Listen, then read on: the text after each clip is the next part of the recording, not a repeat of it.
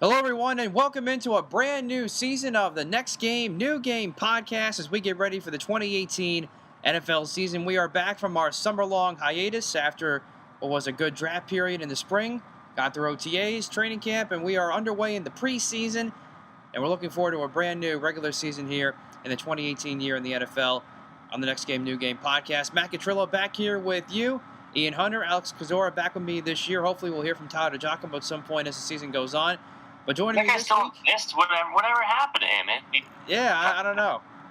The earth. Oh, I know he has graduated since from Kinesis and looking for the next adventure, so to speak. We'll try to reconnect with him hopefully in the next couple weeks or so as we get going. But Ian, I know we talked about as we ended the season last year, brand new dad. How's everything been for you during the summer? I'm exhausted, Matt Catrillo. I'm exhausted. But it's great. Being a father is fantastic. Hopefully one day you will get to have that same feeling in your life, that feeling of tiredness and exhaustion, all in the same emotion. All right, I hope to do the same, actually. So congratulations again, and I know this will be a special football season for you, so looking forward to experiencing that somewhat with you, I guess. As long as the NFL Game Pass works and I can actually watch the games with my son, I'll be a happy guy. There you go. That's exactly right. I've been counting on that somewhat, too. I appreciate you being able to let me watch the Eagles and Steelers from week one because I was actually on vacation last week. But I'm caught up and we're good to go, so I give you that shout-out. So how many vacations did you take this year? What? It was two. My wife and I went to Niagara Falls for our 1-year anniversary, and then we had a little trip to the Jersey Shore with my family last week to wrap up the summer. Must be nice. Must be nice, Catrillo. That's why we take advantage now. Yeah, good call. Well, Alex Kozora will join us hopefully next week. He was wrapping up his third or fourth year of coverage of Steelers training camp in Latrobe for SteelersDepot.com. So more than that because I've graduated 5 years ago. I think he's been covering it for there's longer than that. 4. Okay, all right. Well, regardless, he's a busy guy. Yeah, he is a busy guy. This is his best time of the year, his favorite time of the year. So we congratulate him on another good year done. A lot of good work. Make sure you follow him too. He was all over the Ben Roethlisberger news, which we'll get to in a second, and it's the Steelers' last training camp practice of the year. So Alex will hopefully be back with us next week now that training camp is complete.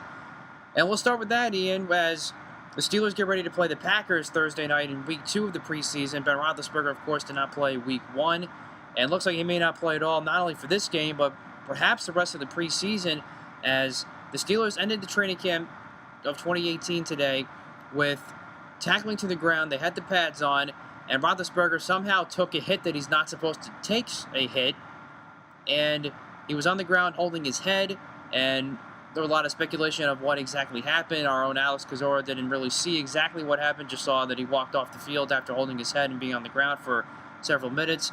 And head coach Mike Tomlin saying he is being treated as if he's in the concussion protocol. So, obviously, Ian, there's a lot more details we need to find out, but this is not exactly the way the Steelers wanted to end training camp. No, absolutely not. You don't want your big money guy to go down. I mean, the Steelers Super Bowl hopes rest on the shoulders of Ben Roethlisberger. So to see him go down in a drill where I'm not sure what happened, I doubt anyone tackled him, but he probably got kind of caught in the middle, which happens, and he went down. And I applaud the Steelers for being cautious because there's no need for him to rush to. I mean, he wasn't going to play in preseason 2 anyway. He was probably going to play a drive in preseason game 3, and that was going to be about it. And there's no really need for him to play. He'll be fine. He'll be ready to go. I'm not too concerned. If you want to be cautious with him going into the regular season, I'm fine with that. I really am. So hopefully he ends up being okay. It looks like they might have escaped serious injury, which is good. They did break camp without suffering any serious season-ending injuries, which is all you can really ask for. Now we're only going into game 2 of the preseason. So here's the hoping, knock on wood, that guys are able to escape serious injury and that they come out with just some bumps and bruises. Right, only a couple of nagging injuries that affected the Steelers in training camp. You have to love that.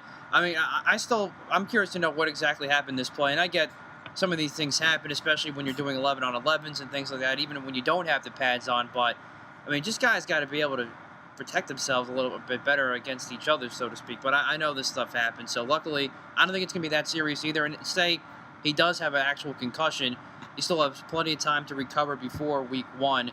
And obviously, if I'm the Steelers here, I'm being cautious too. I'm fine with him not playing at all in the preseason. We know he'll be ready to go. Yeah. He's done this before many times. Yeah, I just want him to be ready to go.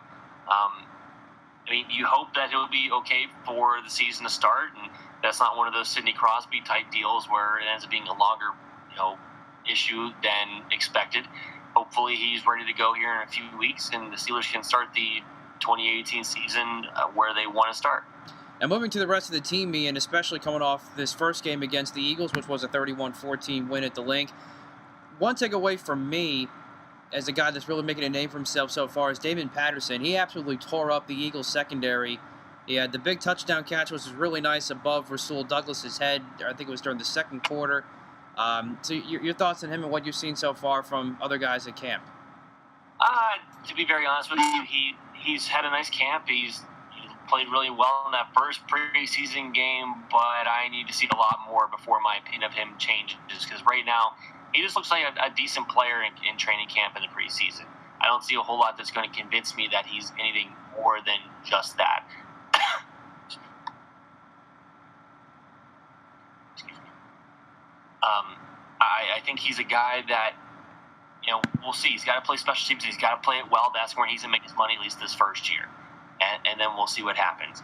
But I think it's so hard to make this team as just a regular wide receiver, because they are so deep, that you better continue.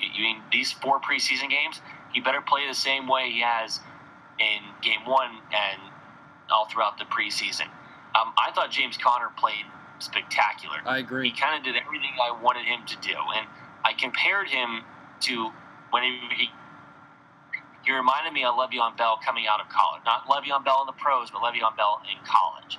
And I think we're seeing that type of player in the NFL now. We're seeing that type of patience, that type of, all-around type of player. I don't think he's going to end up being the same player that Lev Bell is. Lev Bell is the best running back in the NFL. I'm not saying James Conner is going to be that player. I'm just saying their skill set at times can be similar. One area he's got to work on is his pass protection. Alex and I were actually talking about this after the game. There were some moments where he should have had a better block. Malcolm Jenkins came on a blitz, and he didn't do a good job. Right, the second sack of the game, I agree. I will say from the Eagles side, though, Fletcher Cox looked like a man among boys. Why he was playing that first preseason game, I don't know. But he blew up David DeCastro a couple of times in those first 2 drives, and those 2 are all pros. And they're as equal as you're going to get. And Fletcher Cox was just a dude. And to watch him play is really something special. So this Eagles defense this year, for as many guys as they can rotate, they're going to be really good. Oh, yeah, and you especially don't want to get into third and long situations, passing situations against this Eagles front 4, and it's going to perhaps even more depth than what they had last year. And they still don't even have Brandon Graham back. Tim Jernigan's on the NFI list as of right now, and then unlikely to start the season there. But we'll certainly get into that in a little bit. You mentioned Fletcher Cox too. But getting to James Conner, I completely agree with you, Ian. As I saw a guy that I saw a lot of toughness, a good in between the tackles kind of guy. Knew he had some athletic ability, but really kind of didn't see it in his time with Pitt. But you saw that on full display the other night against the Eagles, where the Steelers were constantly splitting him out wide. You saw a lot of good pass-catching ability out of the backfield, being able to turn up the jets. So he was able to put on a lot of his athletic ability right there to show for everybody to see. And I thought he had a really productive day. And then I had a chance to see him in Latrobe and visiting Alex a couple of days ago, actually. And I thought he looked good then. Again, Steelers splitting him out wide a couple of times in the slot. I thought he looked good. Yes, I do agree. He has to work on that pass protection there a little bit. Just setting him exactly how you would for a lineman. Setting his feet, making sure he gets his hands inside, gets a good drive on a guy, or at least pop on a guy to slow a pass rusher down. Didn't do that at all when he gave up that second sack when Malcolm Jenkins came off the edge on the backside. But I agree. I love what I've seen from James Conner. Alejandro Villanueva got beat on the backside. So, right. I mean, the quarterback was going down on that play. That's just one example.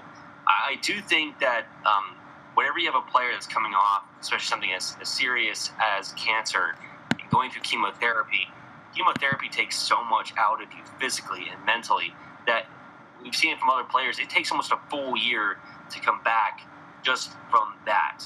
And you compare James Conner his sophomore year to his junior year at Pitt, it's two totally different players. And I think when Pittsburgh drafted him in the third round, they took a guy who they thought was going to be, they were the James Conner sophomore year at Pitt.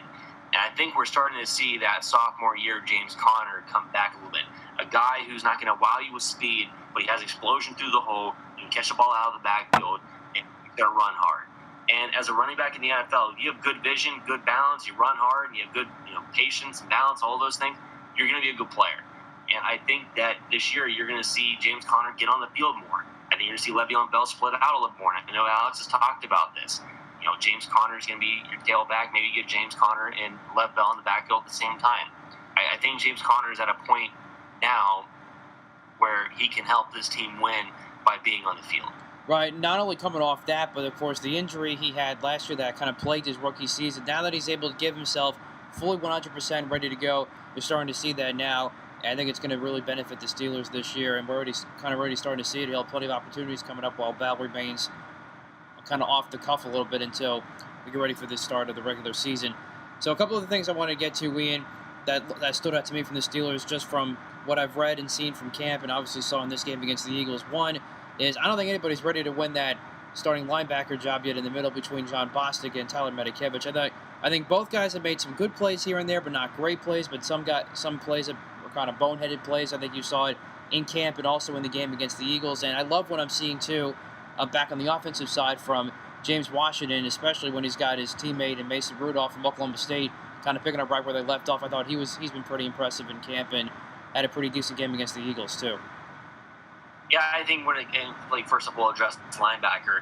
I think Bostic has the upper edge right now, and I think just because he's a better player. Matakevich is going to be, for his career, he's going to be a very good special teams player. I think that's going to be his role.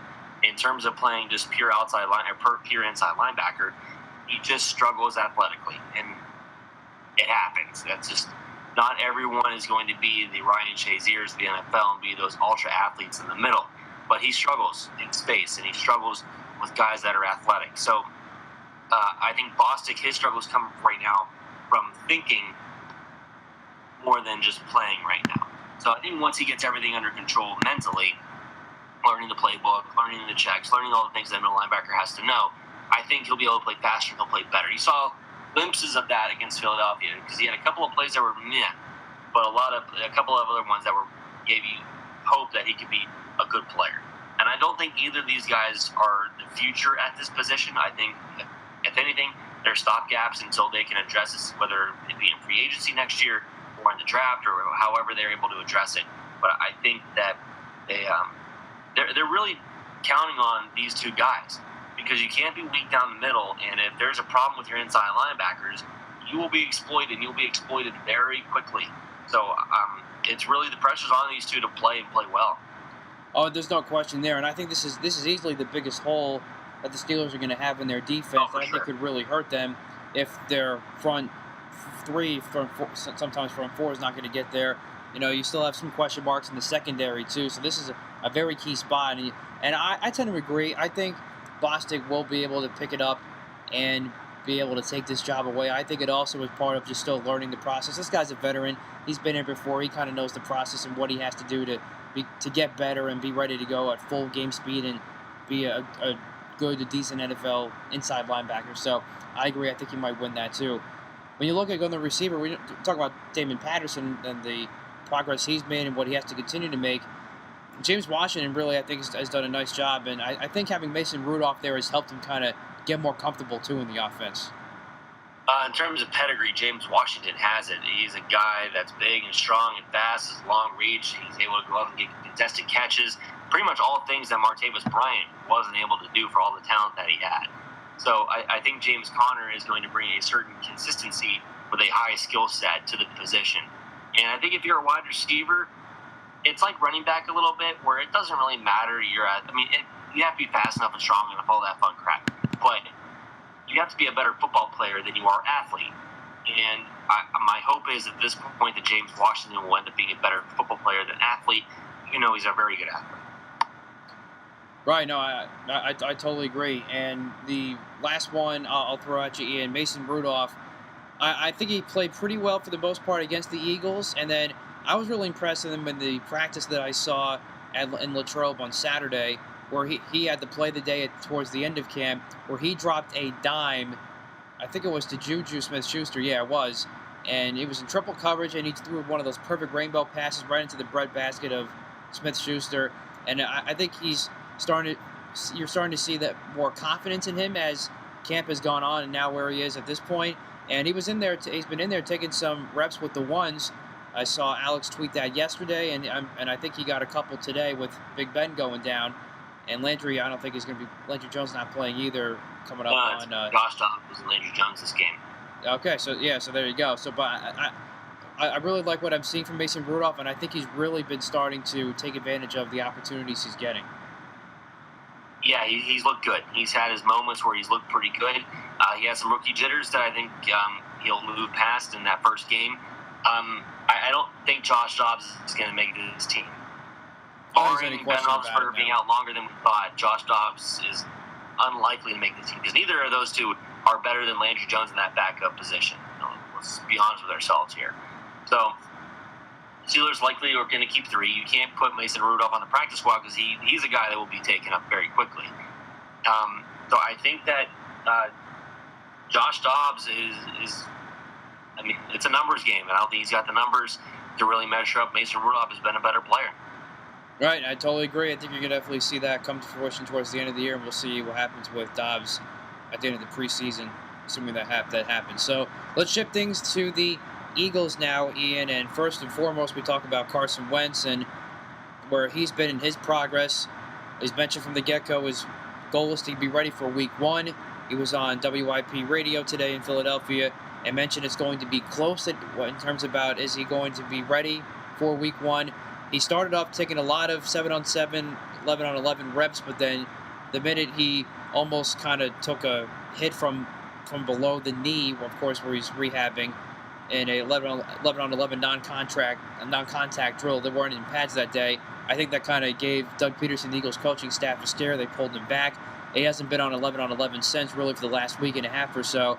So in his press conference today, he is going to the goal is to try and put him back fully in 11-on-11s this week, so maybe he can possibly play if he's cleared for contact against the Browns Week 3, which I would be shocked, as I'm not expecting to play in the preseason at all, let alone have him be ready for Week 1, so we'll see what happens. Yeah, you don't want to listen. Nick Foles did a great job in the playoffs and in the Super Bowl, but you don't want Nick Foles to play your entire season because you're not as good a team with Nick Foles as you are with Carson Wentz. Carson Wentz is one of the upper echelon quarterbacks playing right now. He's such a great player, great young player. You want him to be healthy.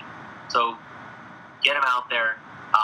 You want him to have practice reps. You don't have to worry about game reps. You got to knock some rust off. And yes, he's not going to, if he doesn't play in the preseason, is he going to have rust coming back? Yes. Is the rest of the Eagles team, though, good enough to get over that the first few weeks? I think they are. Yeah, I think there's no question there. And even if he's not ready for Week 1, Ian, per se, or even the first 2, maybe even 3 games, I think at the worst, I'm confident Nick Foles can go back in there and help the Eagles win some of those football games and get off to a 2-1. I still think possibly a 3-0 start if it gets to that point. But and I also think too, that's why I'm not really concerned about him playing in the preseason, getting any reps in the game per se, as long as he's getting his reps in practice. Because yes, you're going to see the rust just primarily from not playing. But second of all, he has that knee brace. He's still adjusting to that, so he's going to have to adjust that to the game speed. And I think you might see a little bit of tentativeness, which you have reportedly seen at times during some practices this year. So, but even with that said, it's not going to take Carson Wentz that long, even adjusting to all that, to go back to being the player that he's supposed to be and capable of being. Now, what's the word on Jason Peters? I mean, he's coming back from injury, right? Yeah, he's coming back from a torn ACL as well. Looks like he is going to be ready to go. I don't know if he'll play against the Patriots this week or even the preseason at all, but it seems like he'll be ready to go Week 1. Jordan Hicks has been back, coming off the torn Achilles, and he actually played pretty well the other night against the Steelers, and he's looking pretty good in camp. He'll be ready to go Week 1. The biggest question marks right now is Alshon Jeffrey, who, as the report came out yesterday, that he actually may start on the PUP list, which would put him out till week 6. Which I'm still would be a little surprised if that does happen, but that's still a little bit more of a concern now than maybe it was, say, a week ago when you thought he would be ready for week 1, but obviously not playing the preseason. And then secondly, you got Brandon Graham still on the PUP list. I think he'll still be ready to go for week 1. And you have Chris Marios, Eagles special teams ace, a backup, a good solid backup safety. He should be ready for week 1. He's still on the PUP list. And Tim Jernigan's obviously the main concern. It sounds like he's going to be on the non-football injury list to start off the season, so he would be out till week 6. But we mentioned the depth on the Eagles' defensive line. You ever in a basketball game in the offseason or something like that? I think it was a sports hernia for Jernigan, so I don't remember exactly when he got injured that or when that occurred. I might have been during the playoffs, but that's a sports hernia. It's just kind of recovering from that. It's not football injury. It had to have happened in the off season away from like my training. It could have. Yeah, it was definitely way a couple months ago, and bring it toward now. So that's where he's last there with Tim Jernigan. But even as we mentioned before, the depth on the Eagles' defensive line is obviously probably the best on the roster. So that doesn't it's the best in the NFL. I mean, I don't think any other team has the depth that they do on their defensive line. It's incredible from the inside to the outside. I mean, everyone's talking about the LA Rams and how good their defensive line is. But listen, as great as Aaron Donald is, as great as Ndamukong Suh is, they don't have a lot of depth on the outside with their pass rushers on the outside. And the Eagles have Fletcher Cox, Timmy Jernigan when he comes back. They have dudes on the inside. They have dudes on the outside. This defense is really, really something. And I love watching them play. I love watching their secondary play. This is a really good team. No question there. And, we mentioned the quarterbacks with Foles and Wentz. I like what I saw from Nate Sudfeld the other night, and despite a rough or a little bit of a shaky start with the interception he threw on his second throw of the game. And I mentioned this in my Winners and Losers article for ProFootballSpot.com. My biggest takeaway from him is, yes, he showed what he can do, being a mobile quarterback, good strong arm, good, fairly decent decision-making for the most part. All those intangibles that the Eagles have raved about him and why they have so much confidence in him. What my biggest takeaway is the fact that he was able to bounce back from that first interception on his second throw of the game. You still got the nerves and that adrenaline running. Then, oops, you have a mistake like that happen. And he's able to bounce back, lead 2 good-looking touchdown drives with 2 good-looking touchdown passes. Those are his 2 best passes of the night, especially the one to Goddard where he gets extended the play. Nice square to shoulders, throw on the run. I was pretty impressed for the most part from Nate Sudfeld the other night. Yeah, he did a really good job, and I think in terms of depth, we just talked about the Eagles' defensive line. I think their quarterback room might have the most depth in the NFL as well, with Wentz, Nick Foles, and now him. You have 3 guys that can go in there and play, and I'm not going to compare him. What's the guy's last name again? Nate Sudfeld. Yeah. I mean, he's not the same guy as Foles or even close to Wentz, but he's a guy. If it should absolutely hit the fan, and your third quarterback has to go in, he can at least make throws. He can at least maybe keep you competitive to give you an opportunity to maybe win. And if you get down to a third quarterback, hey, you're just bringing a guy that's just turn the ball over every single play. And I think they have someone there who they can at least trust to not turn the ball over and give them an opportunity, which is all you can ask for. So the Eagles' quarterback room is really, really good right now. Right, and now getting back to the defensive side of the ball, Ian, I guess a couple of disappointments that I saw there. One I thought was Rasul Douglas. Now, he did come back and have a nice interception on Josh Dobbs late in the second quarter after Sudfeld threw the second pick, which I didn't think was his fault. But he still gave up that long touchdown pass to Juju Smith-Schuster, where I think he kind of gave up on the play because it was a free play. It was a defensive side offside call against Elijah Qualls. And then the second one, now, as I mentioned before, that was a great catch by Damon Patterson, but I still think Rasul Douglas could have played the ball with a little bit more depth, and maybe could have played the ball a little bit better there in the end zone. So I really didn't like that, and there were a couple other plays that I didn't like from him too, as far as tackling things like that. Well, it's important for us not to jump too much on preseason game number 1 for both positive and negatives, because it's only one game, and you keep that in a microcosm.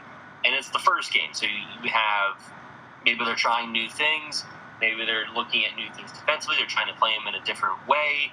They could be trying a couple of different things in the preseason, so I don't want to give a whole lot of stock to how a guy plays. And it is the first game, so you guys are trying to get timing back. It's not the same as practice; it's at a different speed. He probably makes that play in the regular season, and after a few more practices and some timing right, he probably makes that play. So I wouldn't be too worried about any one player after one game.